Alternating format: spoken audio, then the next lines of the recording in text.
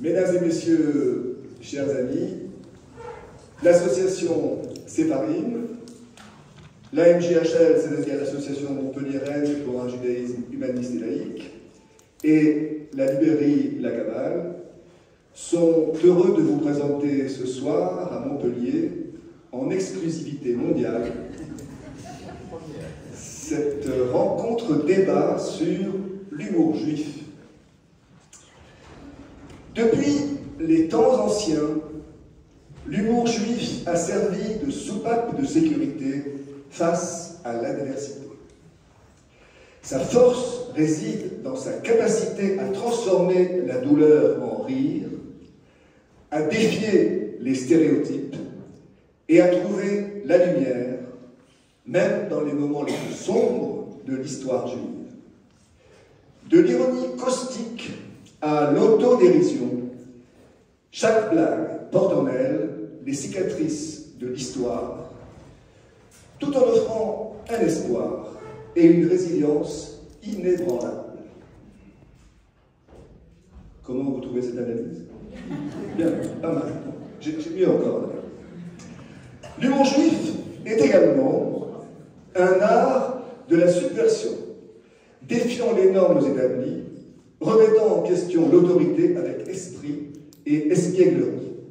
C'est un outil de survie culturelle permettant aux Juifs de maintenir leur identité dans des environnements souvent hostiles. Et pourtant, derrière chaque punchline se cache une profonde sagesse, une compréhension aiguë de la condition humaine et un amour de la vie, malgré ses défis.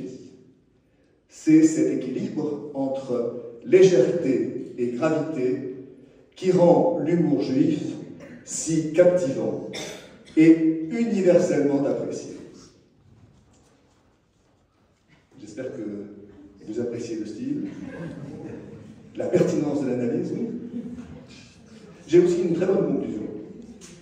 Pour finir, l'humour juif ne se limite pas à divertir, mais il offre également une fenêtre sur l'âme juive, avec toute sa complexité, sa résilience. Ah, j'ai déjà dit résilience. Bon, je sais pas.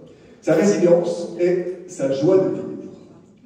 Que ce soit à travers les pages de la littérature, les écrans de cinéma ou les scènes de stand-up, son éclat continuera à briller, inspirant et égayant les générations à venir.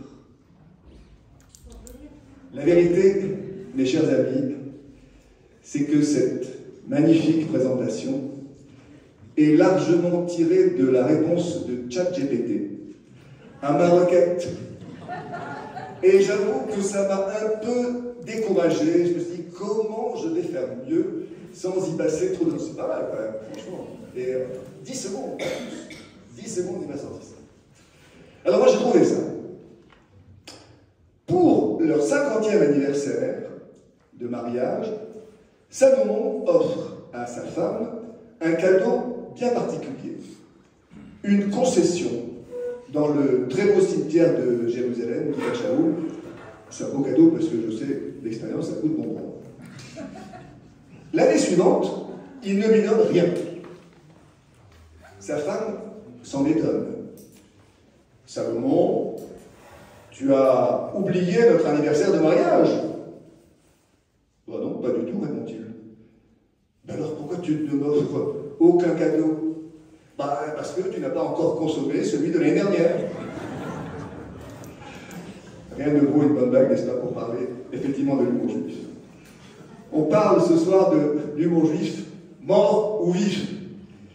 Et ça va me permettre de revenir un petit peu sur la genèse de cette soirée.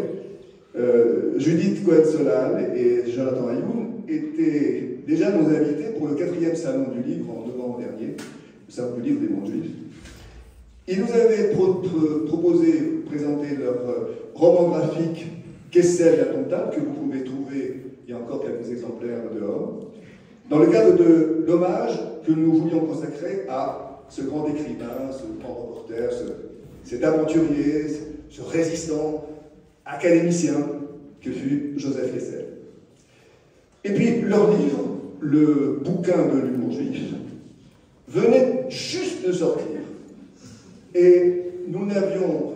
Ah ben ça va, si. On va faire doublon quand même. On n'a pas pu le présenter à l'occasion du salon, même si les quelques exemplaires disponibles s'étaient arrachés en quelques minutes. Pendant mais vraiment un petit quart d'heure, il y avait tous les 10 bouquins qui étaient là qui sont partis.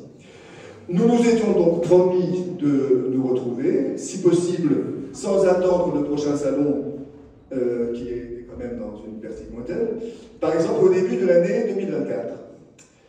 Une manière de montrer que l'association Séparine fonctionne au-delà du salon du mois de novembre et qu'elle est susceptible de présenter des auteurs et des œuvres qui concernent les mondes juifs tout au long de l'année.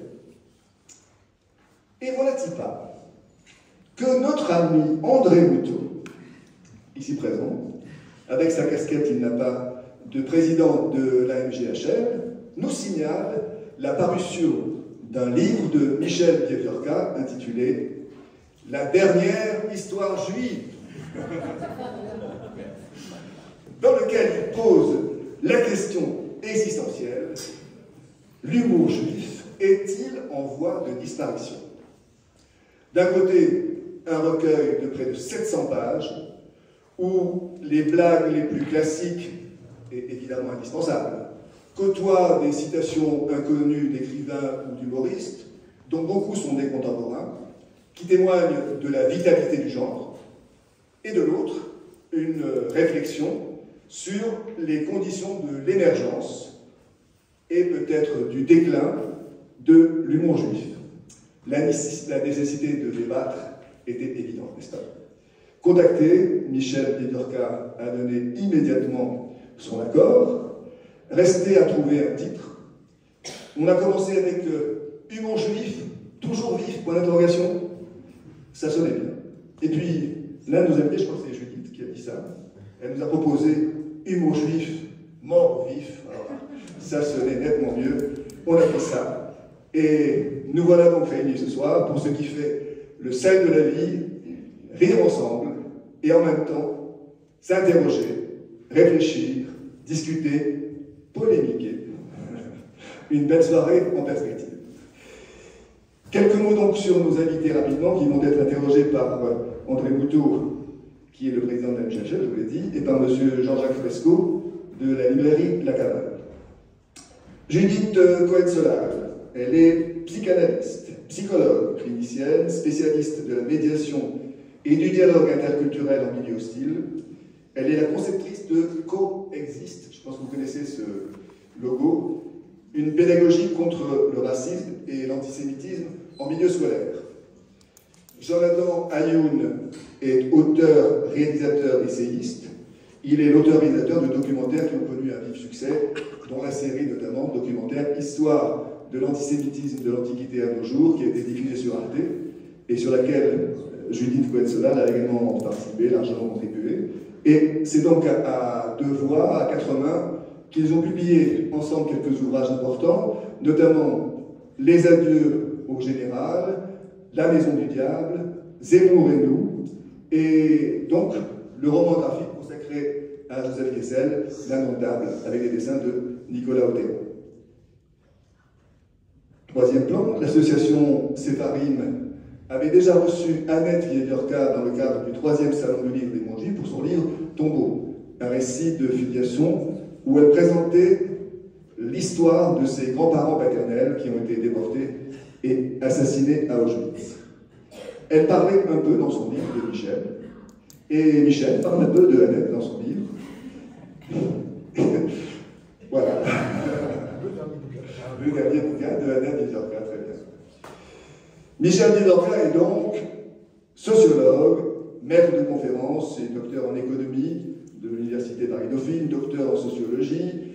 Ses recherches portent ou ont porté et portent encore sur la notion de conflit, le terrorisme, la violence, sur le racisme, l'antisémitisme, sur les mouvements sociaux, la démocratie, ainsi que sur les phénomènes de différence culturelle.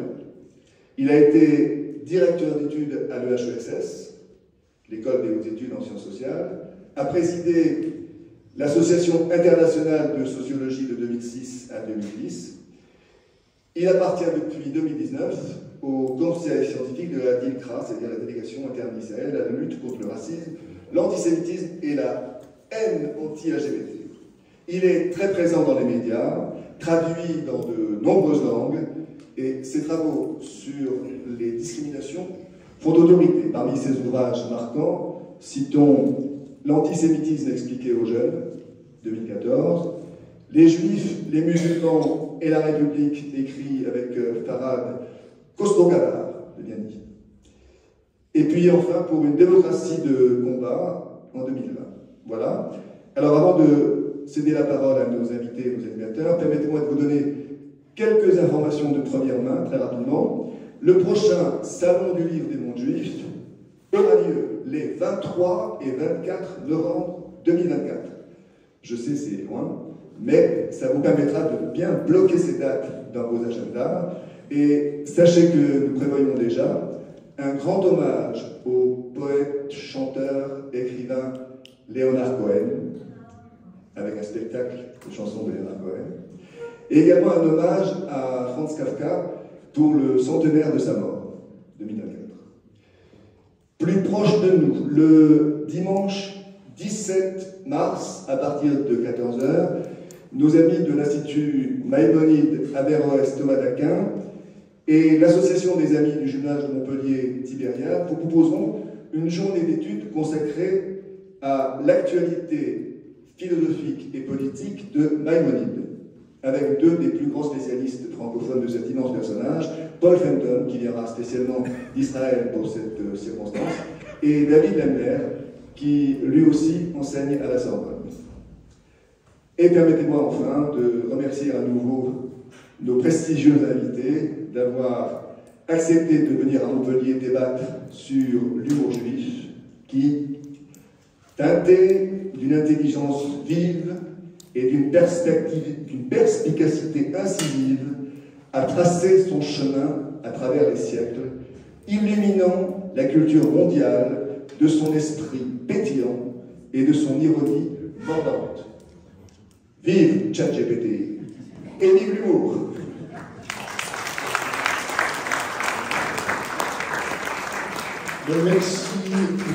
Merci d'être revenu, j'espère que ça vous a plu. Non, sérieusement, le salon du livre des mondes juifs, c'est en novembre prochain, c'est-à-dire pas tout de suite.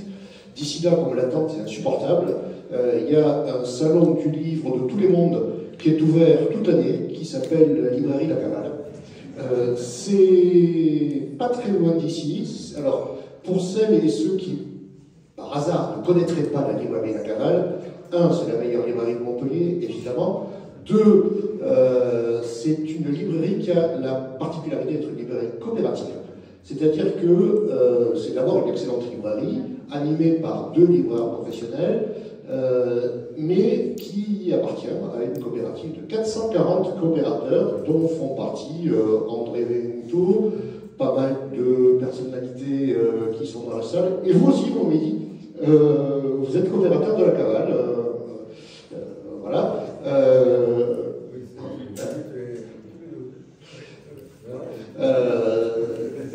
Et donc, vous pouvez trouver tous les bouquins dont on va parler ce soir et des tas d'autres bouquins. C'est une librairie généraliste qui a un assez fort tropisme vers les sciences, et notamment les sciences dites sciences humaines et sociales, mais qui est aussi une librairie de littérature, une librairie généraliste, qui vous accueille tout près du Corum, dans le quartier des Beaux-Arts. Et quand la librairie La Cavale, le comité d'animation de la librairie La Cavale, s'est présenté l'opportunité de porter cette rencontre, qu'on a décidé de ne pas faire à la librairie parce que vous êtes trop nombreux, voilà, on était assez avisés. On avait visé juste. On avait visé juste, ouais. On s'est quand même un petit peu posé des questions. Est-ce que c'est bien raisonnable? Est-ce que c'est bien le moment de faire cette soirée sur l'humour juif? Est-ce que l'actualité nous autorise à le faire? Est-ce que... Voilà. Et on a apporté une réponse puisqu'on est là, finalement, une réponse très claire. Néanmoins, on voulait vous poser, démarrer en vous posant à vous la question, parler du monde juif aujourd'hui, en ce moment, est-ce que c'est bien opportun? Est-ce que c'est bien raisonnable? On sait qu'on peut parler, on peut rire de tout, pas avec tout le monde, mais est-ce qu'on peut rire de tout, tout le temps?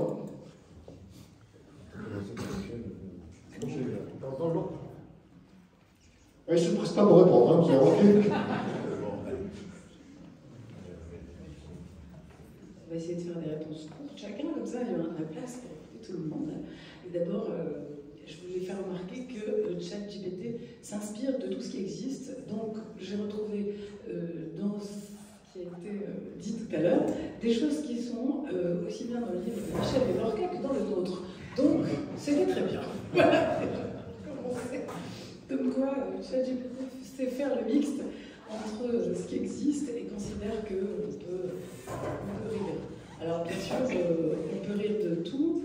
Pas avec n'importe qui, je crois que je dis quelque chose qui n'est pas très original. Je ne sais pas si on doit parler que de notre livre, mais je sais que Michel parle de bienveillance. Je trouve que c'est un très bon adjectif. Oui, c'est l'intention en fait qu'il y a derrière la personne qui raconte, quelle est son intention et quelle est l'intention dans ce qui est dit, mais aussi au moment, dans le contexte où c'est dit. Évidemment, ce n'est pas la même chose de rire avec des antisémites en se racontant une blague juive que de se la raconter entre juifs, mais aussi de se la raconter entre juifs et non-juifs, mais qui n'ont pas l'intention justement d'afficher d'envoyer une flèche à quelqu'un, puisque l'humour, c'est toujours, ça peut être méchant. C'est une manière de pointer quelque chose. On le dit, l'humour, de manière générale, attrape un trait et le met en exergue et le tourne. C'est une manière de faire un pas de côté et de regarder une situation et d'en dire quelque chose qui va permettre justement, déjà, dans la manière de la décrire, d'en faire une petite analyse, en fait. C'est déjà une petite interprétation, dirait le Talmud, qui est très empreint d'humour, en fait, on peut le dire. Donc moi, je pense qu'on peut rire de tout, mais la question de l'actualité. Par rapport à l'actualité, alors je vais dire quelque chose... Je ne sais pas si spontanément on aurait pensé qu'il faut rire de ce qui se passe aujourd'hui. Je pense qu'on parle d'actualité en parlant de ce qui se passait le 7 octobre et de ce qui a suivi, ce qui est en ce moment, ce qui se passe entre Israël, le Hamas, Israël, Gaza, Israël, les Palestiniens. Je pense que j'ai tout dit pour ne pas faire polémique. Mais à la fois, il se trouve que les Israéliens ont l'habitude de rire de tout, tout le temps. Donc eux, ils ont déjà fait des sketchs concernant ce qui se passe, on peut considérer que c'est terrible, et à la fois il y a aussi de l'humour sur la Shoah, il y a de l'humour en fait sur tout, et les Israéliens sont très caustiques, et c'est vraiment leur manière à eux j'ai envie de dire, de digérer ou d'avaler, parce que digérer, je ne sais pas si c'est bien digérer, ce qui se passe, et la rapidité, disons, avec laquelle ça se passe. Il y a une blague qui n'est pas une blague qui raconte qu'une mère dit à une autre ah tiens, tu viens d'avoir un enfant, super, félicitations. Et la mère qui vient d'avoir un enfant dit oui, ouf, je suis rassurée, d'ici qu'il ait 18 ans, la guerre sera terminée. Et l'autre qui lui dit bah, on a tous pensé ça. Donc vous voyez, c'est dramatique, c'est comme ça. Et de même, il y a en ce moment un sketch qui tourne énormément d'un humoriste qui se trouve à Haïfa et qui sort d'un événement et qui appelle un taxi, et enfin une application, vous savez, comme ici, ça s'appelle Get Taxi, mais en fait c'est comme Uber, enfin, ou un taxi, peu importe, et qui voit sur l'application, donc lui c'est un juif israélien, il voit qu'il y a, alors il raconte ça de manière très drôle, il y a Youssouf El-Moujahid, El-Hamassi, El-Machin qui arrive, donc il est très angoissé, il commence à transpirer, et alors en même temps, et c'est ça le sketch, alors il dit oui, à ce moment-là il se tape comme ça, et il dit non, mais coexistence. Donc vous voyez, sans aller jusqu'au bout, parce que c'est comme ça tout le sketch, il attend, on lui dit que la voiture va changer dans l'application, il se dit oh là là, s'il arrive avec des voitures, et là c'est quand même très cynique et difficile, parce qu'il parle de genre de vannes avec lesquelles les terroristes sont rentrés en Israël le 7 octobre, dit, ah là là, s'il arrive là-dedans, moi, il va me trouver par terre, il faudrait qu'il m'emmène directement à l'hôpital. Il rentre dans le taxi et l'autre lui dit bonjour, ça va, t'as pas l'air bien? Il dit ça va. Et il lui dit ah, c'est un petit peu bouché là, donc je vais prendre par les tunnels. Voilà. Et là, il ne peut plus, là, il transpire. L'autre lui dit mais vraiment t'as pas l'air bien, est-ce que t'as besoin de quelque chose? Et là il dit oui, je veux l'armée tout de suite, attention, tout de suite, ici maintenant. Voilà, vous avez ri alors que vous voyez tout ça. Merci. Bonsoir à tous. Merci de l'invitation. Et je vais répondre à la question qui est posée. Vous essayez d'y répondre. Mon livre était prêt avant le 7 octobre. Imprimé, annoncé pour le dernier jour d'octobre, le premier jour de novembre, sa mise en vente en librairie. Le titre était pas mal compte tenu de ce qui s'est passé. J'avais eu l'idée d'appeler ce livre La dernière histoire juive. Et je l'avais appelé comme ça parce que je suis encore plus aujourd'hui, mais j'étais déjà désespéré. Je trouvais que le climat était de plus en plus dur et rendait de plus en plus difficile de faire de l'humour. Et, je ne vais pas déflorer mon livre, tout ça vient vers la fin, et j'avais entendu le grand rabbin de France, Anne Corsia, raconter une histoire qui m'avait laissé un peu mal à l'aise. Et je m'étais dit, après ça, on ne peut que raconter de l'histoire juive. Et donc, j'étais vraiment, comment dirais-je, suspendu à ce qui se passait en Israël avant le 7 octobre. Je voyais en particulier comment le gouvernement essayait de mettre fin à la Cour suprême, et donc aux institutions, comment ce pays, on a longtemps vu comme une démocratie plutôt exemplaire, donnait les images de ce qu'on appelle parfois une démocratie illibérale. Enfin, mon livre est triste, hein. En tout cas, sa conclusion est triste. C'est vrai qu'il ne fait pas rigoler. La conclusion est très triste, même si je raconte des histoires drôles. Vous avez compris qu'il y a un Ashkenaz et des Séfarades. Mais malheureusement, je connais des séfarades qui pensent comme moi. Je n'ai pas dit forcément pareil, je dis de la manière de... Voilà, mais mon livre se termine. Je suis de plus en plus triste et je me dis qu'il y a de moins en moins de place pour l'humour. Les choses viennent d'être dites. On ne peut pas faire de l'humour juif devant n'importe, de l'humour en général, devant n'importe qui, dans n'importe quelle circonstance, à n'importe quel moment. Et donc je me suis demandé, et j'en ai parlé à mon éditeur, je dis peut-être qu'il vaudrait mieux même ne pas publier mon livre. Il m'a dit non, il faut. Au contraire, il tombe bien. Elle m'a dit en gros, le processus que tu décris, l'aboutissement, c'est ce qui se passe le 7 octobre. Donc ça c'est le premier point sur lequel je voudrais insister. Alors, ensuite, il y a eu tous ces événements, tous ces débats. Et effectivement, mon livre a eu un certain écho, a trouvé son public. Il trouve son public. Et donc, je me dis que c'est pas arrivé entièrement tort. Mais je continue à avoir quand même le sentiment qu'on peut avoir. Et je voudrais terminer par une chose. L'humour juif qui m'a intéressé, c'est celui qui est, tu as eu le mot qu'il fallait, je dis, bienveillant. C'est celui qui donne à voir les juifs, bien sûr, mais qui les donne à voir de telle sorte que ceux qui ne sont pas juifs et qui rencontrent une histoire juive qu'on leur raconte, n'en déduisent absolument rien de négatif sur les juifs. Donc ça crée une relation de bienveillance. Et s'il y a de l'humour qui est d'une autre nature, ça n'est plus l'humour qui, moi, m'a intéressé. Et je me dis à propos de l'humour que je perçois en provenance d'Israël. Et j'en donne juste un tout petit exemple. Un jour, j'étais à une présentation de mon livre avec une discussion qui était animée par une journaliste du Monde, qui vous vit très bien, qui voulait absolument montrer qu'il y a de l'humour juif aujourd'hui, y compris en Israël. Et elle nous dit, regardez, et elle fait voir un film. C'était un film dans lequel 3 ou 4 jeunes crétins, on ne sait pas si c'est des enseignants jeunes ou des étudiants un peu âgés américains, dans une université américaine, sont en train de parler de la situation du point de vue, j'ai envie de dire, c'est pas du wokisme, c'est de l'hyper-wokisme américain. C'est-à-dire, en gros, elle les fait apparaître comme totalement débiles lorsqu'ils parlent pour soutenir la Palestine, vue à travers le Hamas, vue à travers les pires violences, etc. Et donc c'est un humour, et c'est ça que je veux dire, c'est un humour qui soude la communauté de ceux qui y participent, mais contre d'autres. Alors, je ne veux pas défendre ces universitaires américains, je les conteste très fortement. Mais vous voyez, là, cette fois-là, c'est comme quand on raconte une histoire belge. vous voulez. C'est-à-dire que ça devenait de l'humour où on se présente soi-même comme tellement bien et les autres, d'autres, comme tellement mal. Et donc je pense que l'humour actuel en Israël, il est grinçant, c'est pas un humour qui est destiné à autre chose, me semble-t-il, qu'à l'entre-soi. Comment? Celle que j'ai racontée, oui, non mais on peut rire. Attends, on est ensemble. c'est pas le même. Non, voilà. pas la même. Mais dans l'ensemble, vous ne... Les histoires qui peuvent me parvenir, l'humour qui peut me parvenir d'Israël dans l'ensemble, ce qui m'en est revenu, j'ai trouvé 2-3 histoires, ça ne me fait pas spécialement rire, ça ne me met pas à l'aise. Ça ne me met pas à l'aise. C'est ça que je voulais ajouter.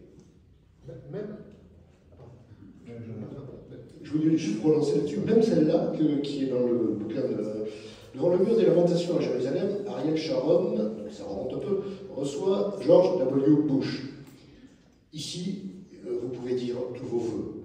Je souhaite qu'Israël soit un grand pays vivant dans la sécurité et la prospérité. Très bien, je le souhaite aussi, ajoute Sharon. Je souhaite aussi que les Palestiniens aient leur propre pays. Vous voyez pas que vous adressez à un mur? Celle-là, Oui, bien sûr. Non, mais attendez, je ne dis pas que tout ça n'existe pas. Mais moi, je me vois mal, par exemple, dire aujourd'hui, j'appartiens à une institution, à l'École des hautes études, où on a un réseau interne. Je peux vous dire que si je mettais une histoire comme ça sur le réseau interne de l'École des hautes études, je me ferais laminer par mes chers collègues. Mais laminer. On ne rigole plus. On ne rigole plus. Beaucoup moins. Ah, peut-être qu'on est entre gens sérieux ici ce soir, on peut rire. Hein, voilà, on peut rire. Mais je vous assure que quand on est dans le débat un peu public sur ces questions d'aujourd'hui, hein, c'est très difficile d'introduire ce type d'humour juif, hein, celui qui en appelle à la bienveillance, parce qu'on est dans une situation de rupture, de choc, d'affrontement idéologique ici, militaire là-bas, qui rend difficile la relation qui est nécessaire, je pense, à l'humour. On va passer à la parole. Parce que moi, la question que je voulais vous poser, alors en dehors de cet octobre, comment se fait-il que vous soyez tous, ça vous aime, revenus à nouveau sur le bon juif? Il y a eu beaucoup d'ouvrages, etc. Qu'est-ce qui vous a amené à vous intéresser à nouveau à le bon juif? Qu'est-ce qu'il y a de nouveau, en quelque sorte, par rapport aux livres qui sont sortis déjà plusieurs fois? Donc on va demander d'abord à Jonathan, et puis Michel répondra aussi. Puisque les bouquins sont en gestation déjà depuis un moment, donc voilà. Bien sûr, et chacun, à sa manière, a voulu réinterroger l'histoire et l'actualité de l'humour juif. Pour nous, à travers le fait d'aller chercher ce qu'il y avait de nouveau dans cette forme d'expression par israélien ou humour juif à travers le monde.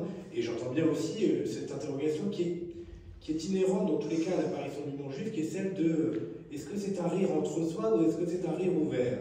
Et en effet, cette question de la bienveillance rejoint la question d'un terrain d'entente. Et depuis que les Juifs ont vécu l'émancipation, depuis qu'ils sont considérés comme les autres, l'humour juif n'est plus seulement une réponse à une situation d'hostilité, à un rire de protection, mais à une main tendue pour dire aux autres, nous sommes ensemble et on peut rire au-delà de nos différences. Et on peut rire ensemble de ce qui nous différencie, parce que ce qui nous lie est plus important. Et donc, dans des situations comme actuellement où, quelque part, beaucoup se vivent en milieu hostile, se vivent en situation d'hostilité, est-ce que cet humour juif-là doit encore plus que par le passé être renforcé et être cette main tendue, et être ce moment de communion entre juifs et non-juifs, comme en réalité l'a toujours été, ou doit toujours l'être, l'humour juif, en tout cas depuis l'émancipation des juifs.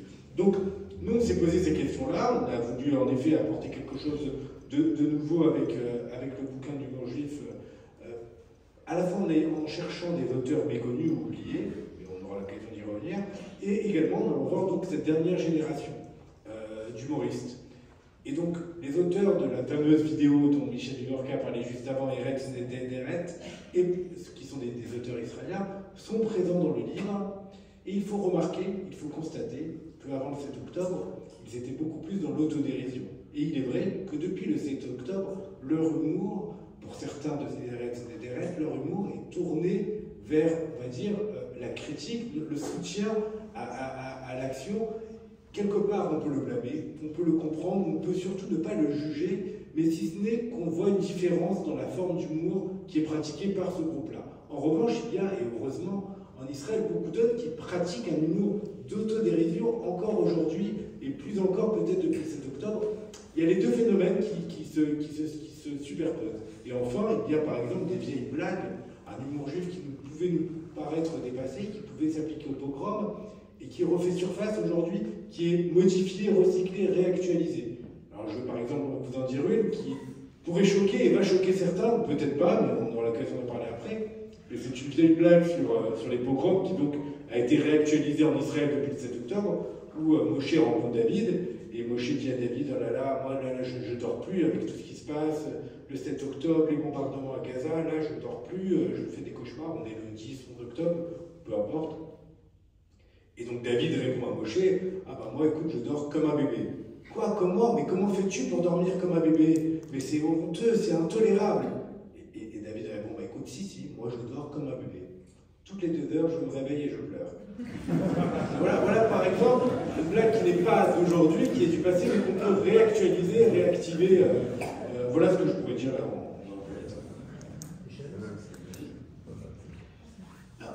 Je ne vais pas déflorer complètement mon bouquin parce que je raconte à la fin du livre pourquoi je l'ai écrit.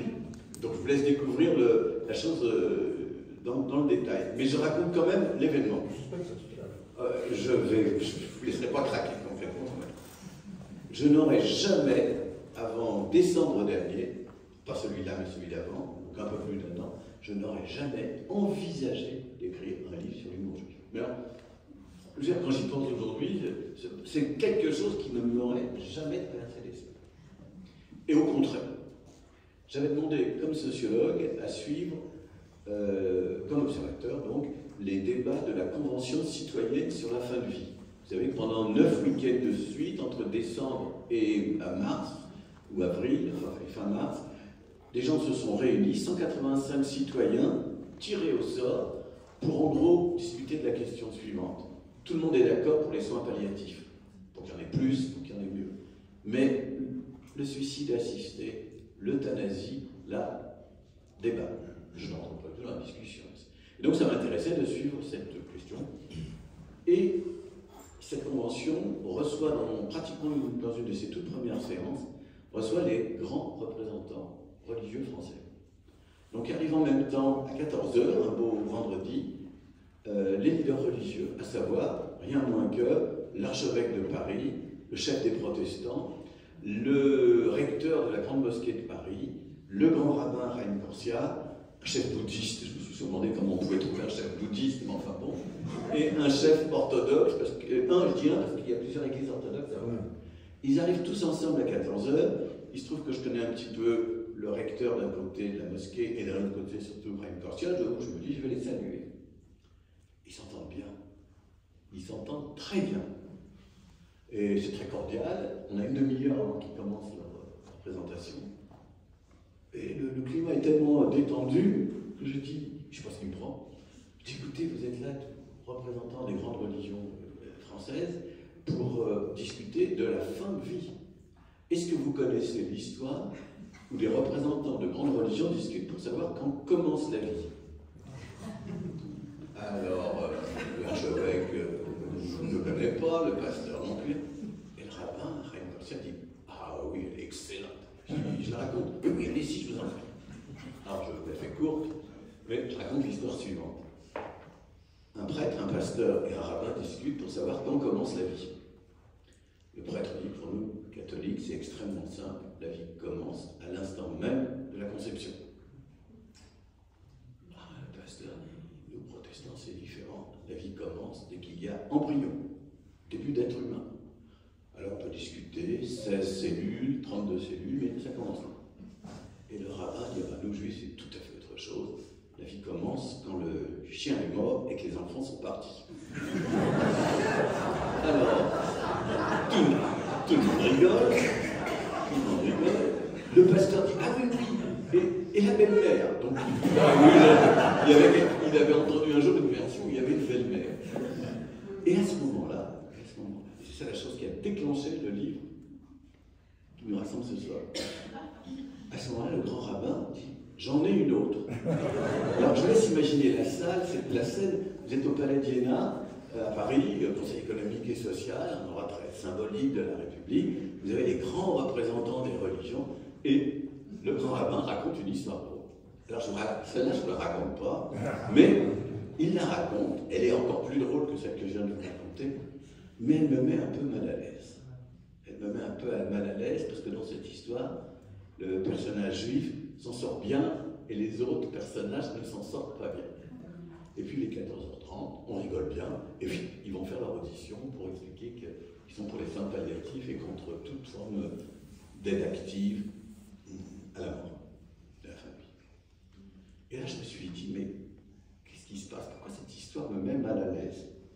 Et j'ai commencé à m'emberger et à me dire, elle me met mal à l'aise parce que dans cette histoire, il n'y a plus la bienveillance, elle n'attire plus la bienveillance qui pour moi est le cœur vraiment de ce que j'aime dans l'humour juif. Il n'y a pas que ça, mais de ce que j'aime dans l'humour juif. Et donc c'est à partir de là que j'ai commencé à m'emberger. Et là, donc, à dire, il faut que j'y réfléchisse, à mobiliser des souvenirs de famille. Mon père avait beaucoup raconté des histoires drôles, donc je me suis souvenu de certaines d'entre elles, ou de ses amis, et puis enfin, puis à faire de la sociologie, ou de la sociologie historique, comme vous voudrez, à essayer de voir ce qui s'était passé, qui fait qu'un beau jour, l'histoire que raconte le grand rabbin me met mal à l'aise. Voilà, en gros, comment est né ce bouquin.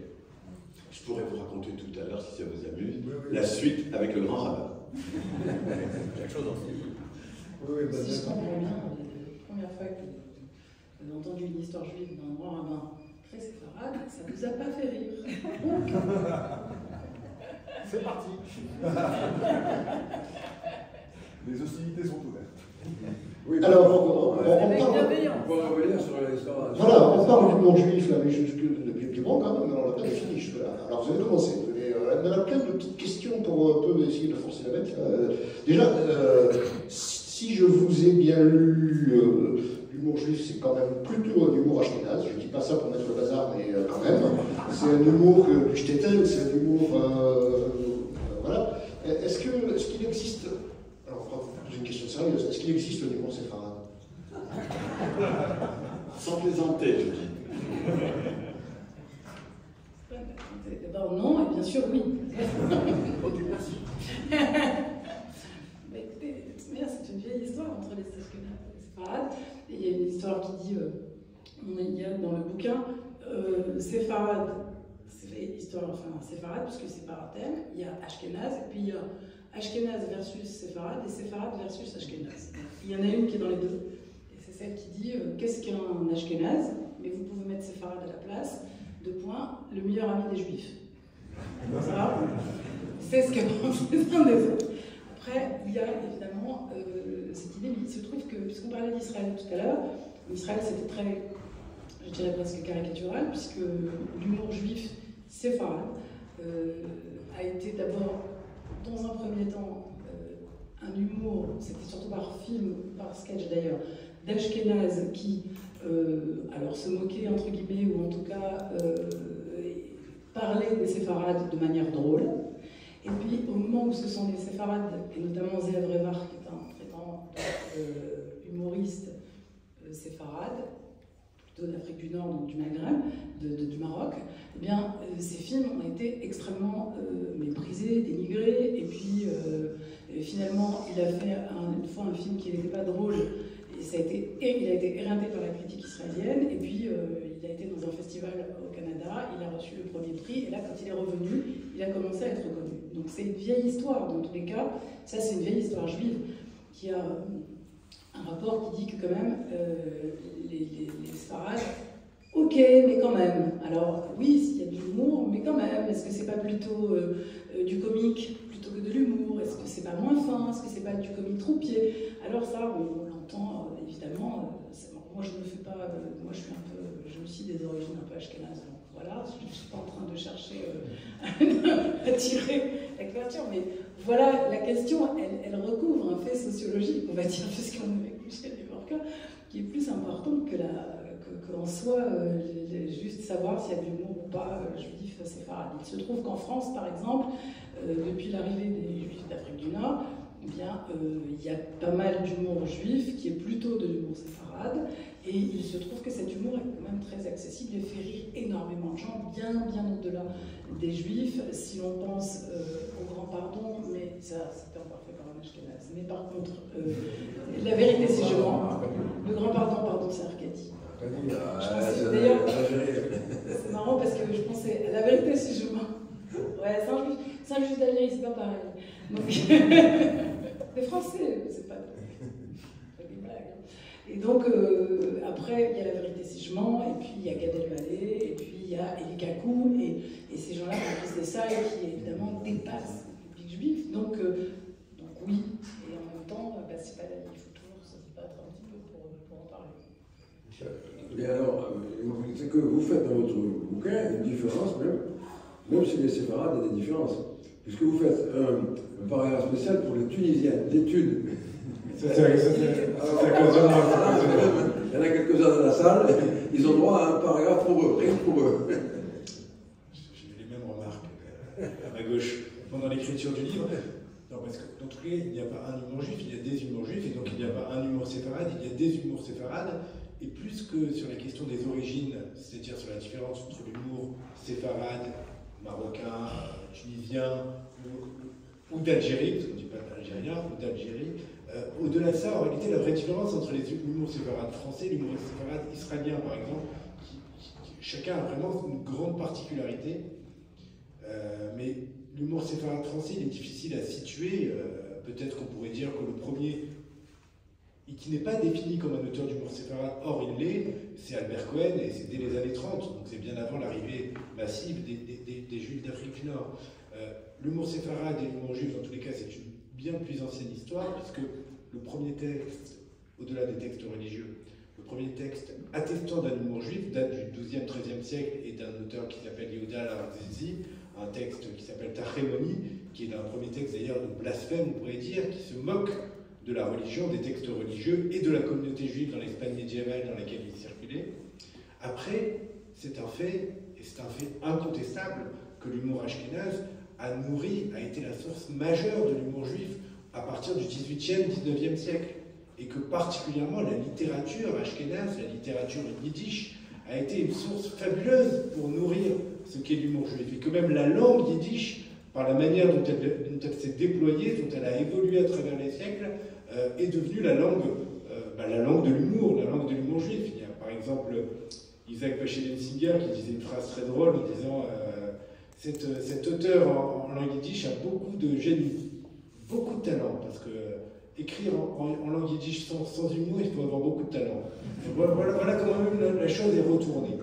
Ensuite, l'humour séfarade qui s'est développé au XXe et maintenant au XXIe siècle, lui, contrairement, alors au-delà des blagues, parce qu'on rigole sur les blagues ashkénazes sur séfarade sur ashkénaze, la réalité, elle est que cet humour séfarade qui a émergé, particulièrement donc à partir des années 50-60, doit énormément à l'humour ashkénaze et s'inscrit en filiation de cet humour. Pour l'exemple de Gad Elmaleh, sans Jerry Seinfeld et l'humour new-yorkais de la série la plus vue, enfin considérée comme la plus grande série de tous les temps par les Américains, qui est donc la série Seinfeld dans les années 90, Gad Elmaleh dit qu'il n'aurait jamais fait l'humour qu'il pratique. Pourtant, on ne dirait jamais qu'il est imprégné d'humour ashkénaze et d'humour juif new-yorkais. Mais c'est comme ça circule, ça se partage, ça s'inspire les uns des autres, et c'est pourquoi d'ailleurs dire un humour séfarade est impossible. Donc voilà ce que je dirais. Mais la littérature d'humour juif séfarade, par contre, est beaucoup plus rare. Et pour conclure mon propos, le chapitre Thune avait aussi, donc sur l'humour juif tunisien, avait aussi son intérêt pour venir faire réémerger des auteurs, je pense particulièrement à Guy Sidbon, à Albert Koskas, qui sont des écrivains juifs d'origine tunisienne français dans les années 80-90, qui ont tenté d'offrir un humour juif séfarade dans le monde de l'édition romanesque et qui n'ont pas eu un succès phénoménal, mais qui ont pratiqué cet humour séfarade. Et c'est pourquoi donc on tenait aussi à les mettre et mettre des extraits littéraires au-delà de mettre simplement des histoires drôles.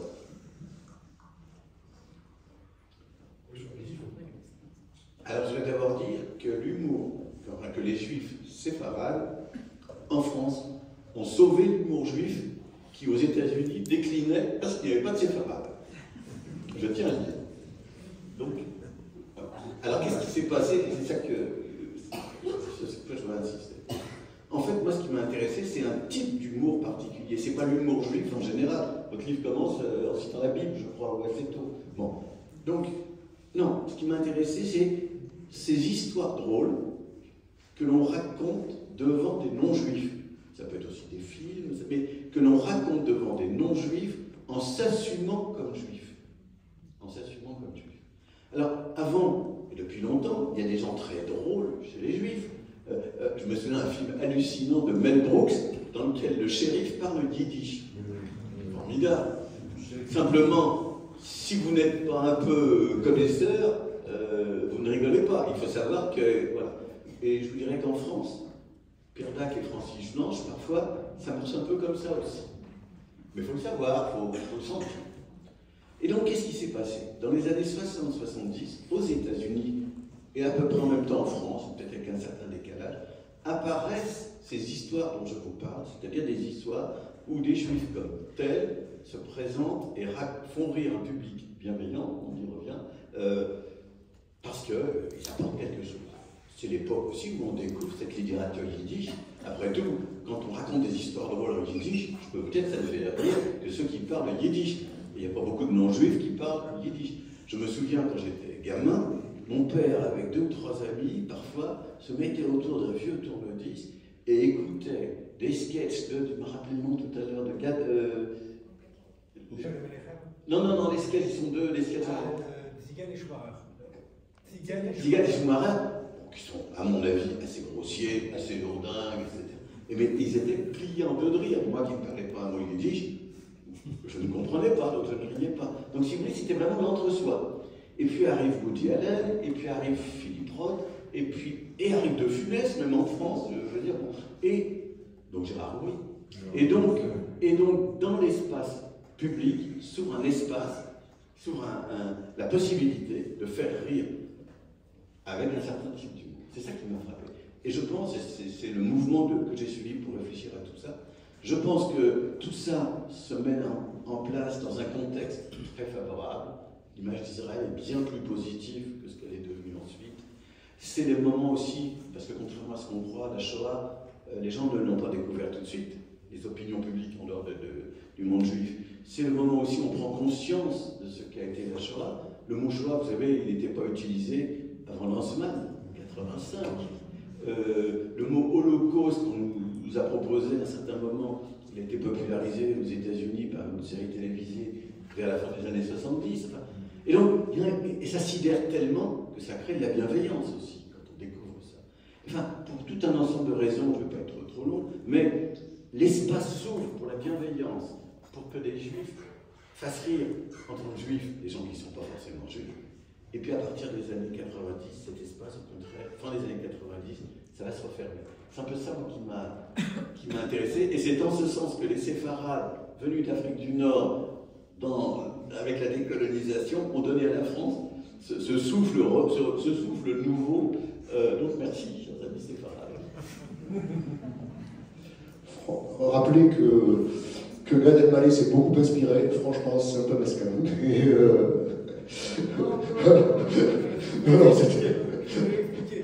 Non, parce qu'en effet, il est accusé, à raison, chargé de plagier Seinfeld, mais au-delà de le plagier, il s'est aussi inspiré pour faire d'autres choses. Et Jerry Seinfeld, par exemple, ne lui en veut pas du tout et considère, quand on lui demande de présenter Gad Elmaleh, il dit c'est le Seinfeld en France. Mais pas de manière mesquine, de manière authentique, il le ressent comme ça. Alors, il faut qu'on avance un peu.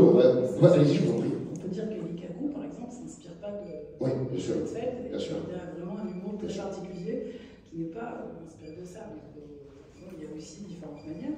Et on peut dire que je ne suis pas tout à fait d'accord avec Michel Vivorca, peut-être, sur le fait qu'aujourd'hui, depuis, malgré les années 90 et l'image d'Israël qui s'est quand même plus détériorée, il y a un succès des séries israéliennes et de l'humour israélien qui est énorme, qui est international. Tout le monde connaît Shtisel. Enfin, les Shtisel, alors en fait, vraiment, il y a des mots yiddish dedans, et comme maintenant c'est sous-titré, du coup, ça fait rire beaucoup de gens, et vraiment bien au-delà de la communauté juive. Donc je pense que ça continue.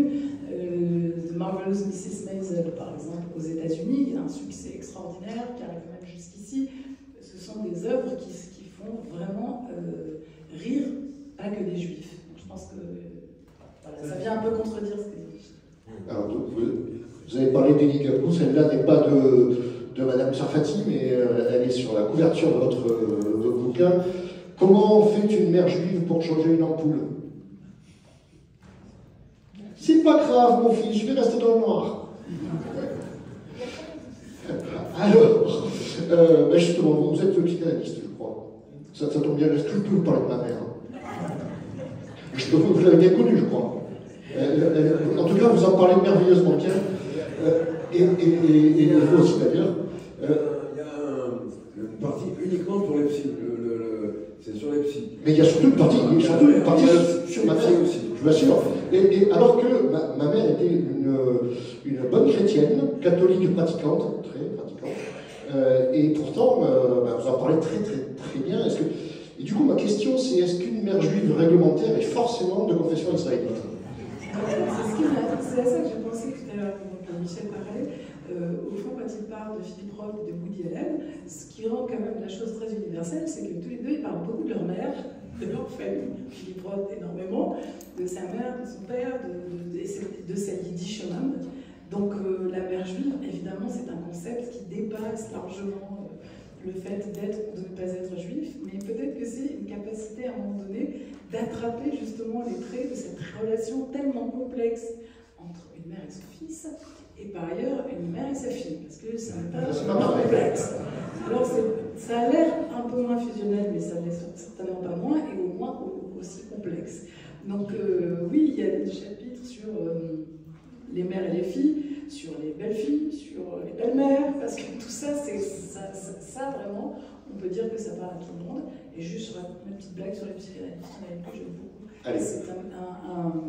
C'est un monsieur qui dit hier j'ai dîné avec mon père et j'ai fait un lapsus classique. Au moment de lui dire passe-moi le sel, je lui ai dit mais pourquoi tu as foutu toute mon enfance en l'air?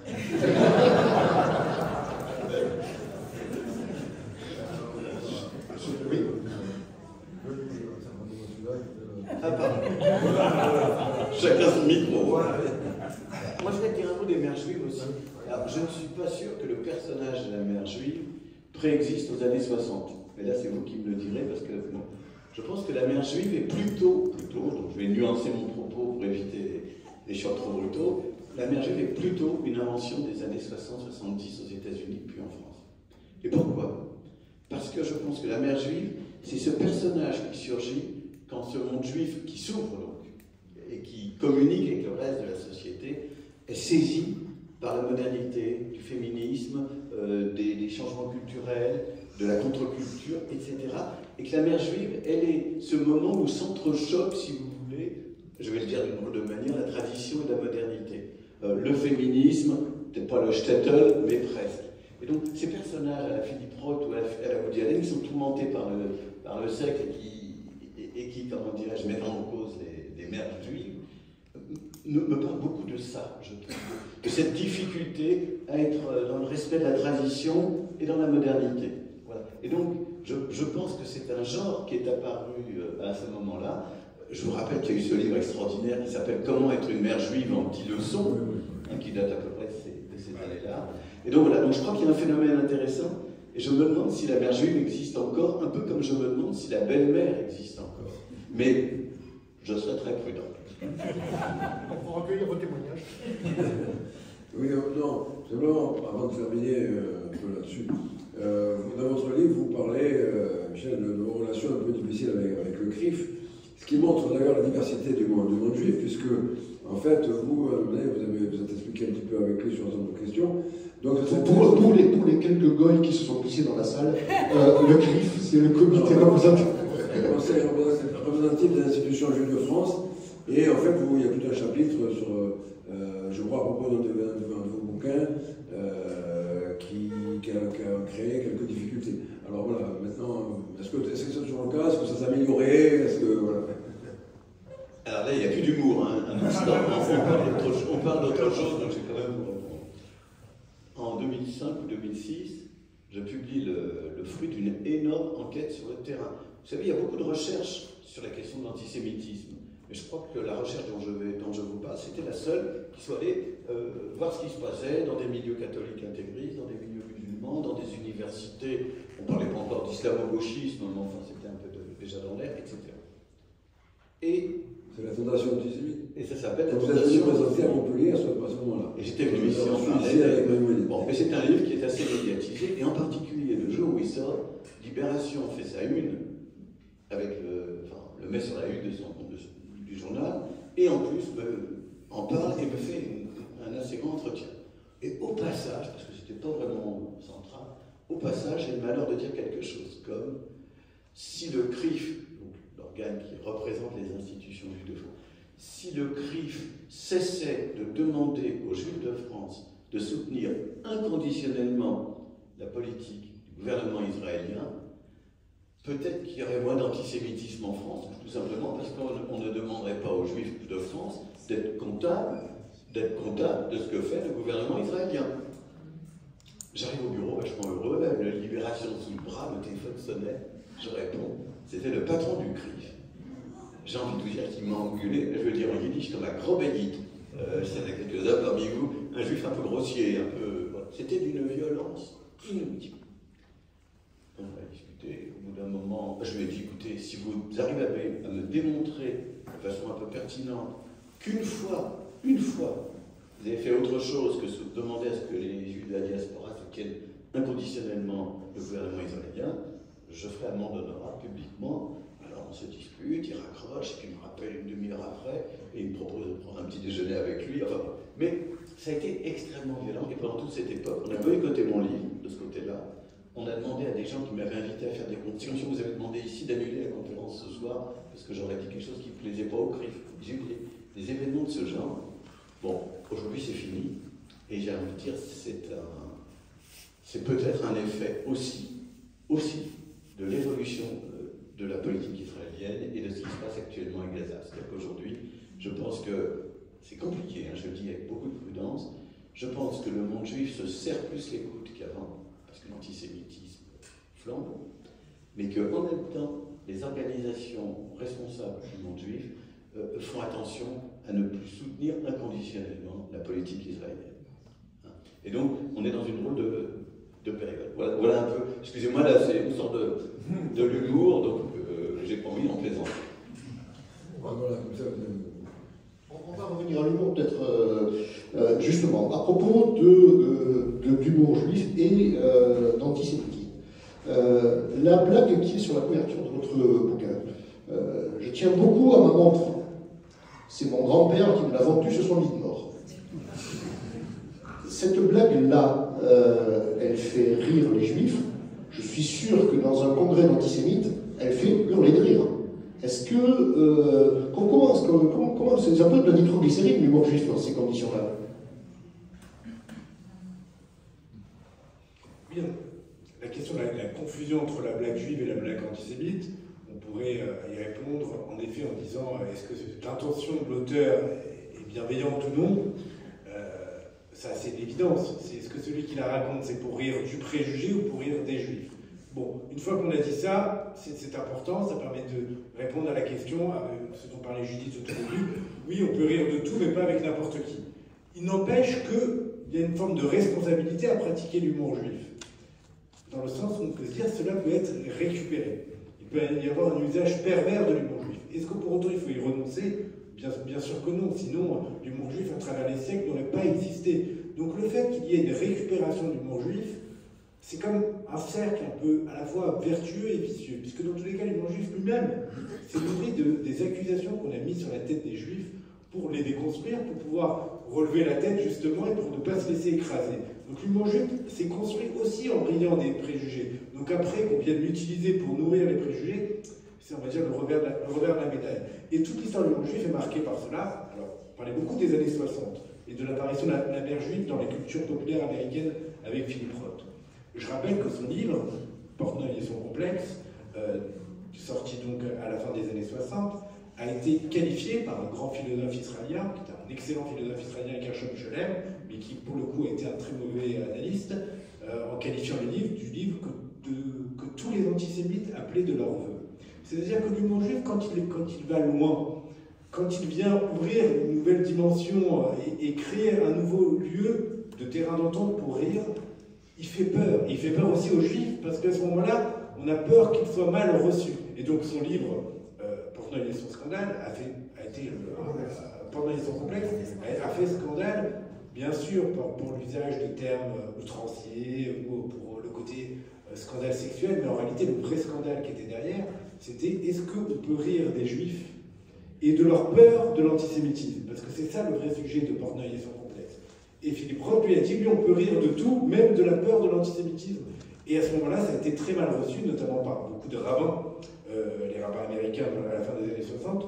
Mais aujourd'hui, dans la grande synagogue de New York, pour rendre hommage à Philippe Roth, on lit des extraits de Portnoy et son complexe. Ce qui montre qu'avec le temps, cet humour juif finit toujours par triompher, en tout cas par être compris. Oui, je suis complètement d'accord avec ce qui vient d'être dit, donc je ne vais pas rebondir dessus. Il y a quand même eu dans ces années-là un immense mouvement littéraire, culturel, intellectuel qui autorisait le succès. Mais l'histoire que vous avez citée, c'est que ça fait partie de ce qui est typique de l'humour juif, c'est-à-dire elle pousse les préjugés jusqu'à l'absurde de façon à les renverser. Je ne vois pas en quoi un antisémite qui raconterait cette histoire montrerait, en racontant cette histoire, que les juifs sont avares. Ils sont cupides. Voilà. Non, parce que cette histoire elle est tellement grotesque que même un antisémite, c'est ça que je veux dire, cette histoire est tellement grotesque qu'un antisémite se ridiculiserait devant des gens un peu anormaux de la présenter comme la preuve que les juifs, etc. Donc, voilà, mais je suis assez d'accord avec ce que dit Jonathan. Alors, c'est peut-être un peu frustrant là, notre échange, alors que vous avez sûrement des tas de témoignages à avoir. Oui, pardon. J'aimerais que vous nous racontiez l'histoire de la partie de cartes. Vous avez un peu parlé de ça, mais c'était intéressant. Parce que justement, c'est le type même d'humour juif qui peut entraîner un débat et une réaction. J'aimerais que la partie carte, et puis en plus, et ensuite, si vous voulez nous parler de votre belle-mère, vous serez bienvenue. La partie de cartes, je la fais bien brève, hein. C'est ce genre d'histoire qu'il faut mieux raconter que je ne peux le faire. Un prêtre, un pasteur, un imam, parce que maintenant il faut mettre des imams dans cette histoire-là, et un rabbin jouent aux cartes pour de l'argent dans un endroit un peu glauque. Il y a des créatures de rêve pas très loin, et des odeurs de fumée, c'est certainement pas du tabac, enfin, il y a l'argent sur la table, ils ont picolé. Et soudain la porte s'ouvre, le commissaire de police. Qu'est-ce que vous faites là? Quelle honte, vous jouez aux cartes. Et pour de l'argent. Mais non, et pour de l'argent. Non. Donc le commissaire de police prend l'un après l'autre, les 4 participants à la partie de cartes, et leur demande de jurer qu'ils ne jouent pas pour de l'argent. Alors, il prend d'abord le prêtre à témoin, le prêtre se contorsionne, puis bon, il est obligé de jurer, de parjurer, qu'il ne joue pas pour de l'argent. Idem avec le protestant, idem avec l'imam, et arrive le tour du rabbin. Monsieur le rabbin, vous allez jurer vous aussi. Mais enfin, monsieur le commissaire, vous ne voulez quand même pas que je joue aux cartes tout seul pour de l'argent? Alors cette histoire, c'est le grand rabbin qui la raconte. Alors, ça m'a valu, c'est très intéressant la suite, là j'en dis un mot peut-être, ça m'a valu la chose suivante. Donc, moi je la raconte en me disant, me gêne cette histoire. Et donc je me dis, je ne sais pas si le grand rabbin, ça lui plaira ou pas que je raconte cette histoire, mais enfin après tout on était 5 ou 6 à l'entendre, j'ai rien inventé. Je publie mon bouquin et je le lui envoie bien entendu. Et il y a quelques semaines, il me téléphone. Bonjour professeur, j'ai lu votre livre, il est formidable, je vous remercie de me l'avoir envoyé. Évidemment l'histoire de la partie 4, vous avez oublié quelque chose, mais ça on en reparlera. En tout cas, je vous invite, nous allons faire un débat sur l'humour juif dans une synagogue. Et donc votre serviteur, il y a à peu près 3 semaines, j'étais dans une synagogue en région parisienne avec Philippe Corsia.